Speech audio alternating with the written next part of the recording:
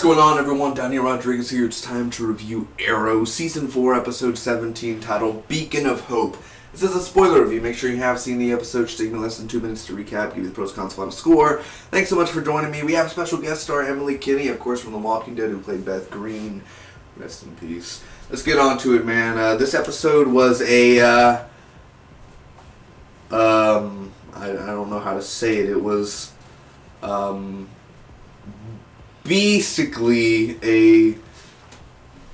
I can't put a B in any of these words here, man. It was pretty, I can't even think of a word with a B, dude. It wasn't awesome. I'm lost for words. There's nothing of a pun to put with a B in. I can't even say it was better than the last episode. Like, it was, I don't know. This episode's kind of a disappointment.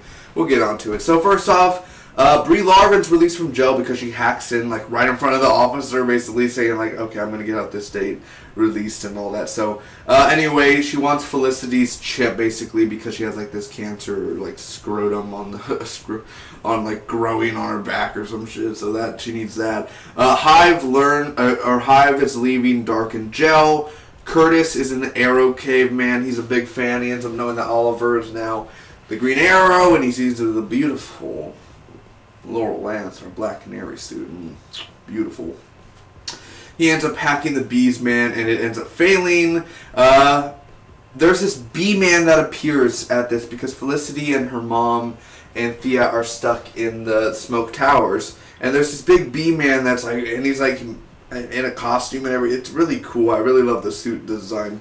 There's a flashback where this, the guy that has the idol in the flashback, the guy who's like, Ryder, his name's Ryder, he can't die. Like, he gets shot and he even can't die, man. Dark's getting beat up in jail, bullied. Ollie has a lot of bees in him, so basically Curtis ends up, like the canary cry, they're like, wee! Basically, he ends up, being saved, so that was cool to see her open her mouth. They're out, basically, so there's a secret elevator that Felicity uses with her mom and everything. They save a bunch of board members. Felicity and Thea stay behind, and basically the sewed mouth. There's this guy with a sewed mouth. He ends up killing. He's from season 3, where he was like that guy with the sewed mouth, and it was like episode 14 or something.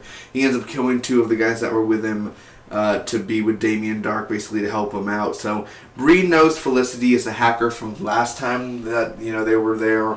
Oliver yells at Curtis. Literally, one of the big parts of the episode was just where he yells at Curtis and just guns him down, dude. Now, he has like this hack arrow Curtis makes for him. There's a big fight that goes on. Bree is stung. They end up winning. Curtis is now on the arrow team. He could go anytime he wants. And Felicity is focusing on Palmer Tech. Andy is working for Hive, or at least so we think out. Andy is basically talking to Malcolm Merlin at the end of the episode. So what do I think about this episode overall, man? Let me give you the pros. First off, the Bee-Man costume. I don't know what to call that guy. But just seeing that person in that costume or whatever, dude, that was a big costume. I love the mask. I love the look. I thought it was really awesome. Curtis' reaction, the whole thing, I was like, that's how I would react if I saw, of course, Black Canary. I'd be like, oh my god, look. Salivating. I'd be just like, can I touch it? Like, can I just touch that leather real quick? But either way, I'm getting off track. If you saw, like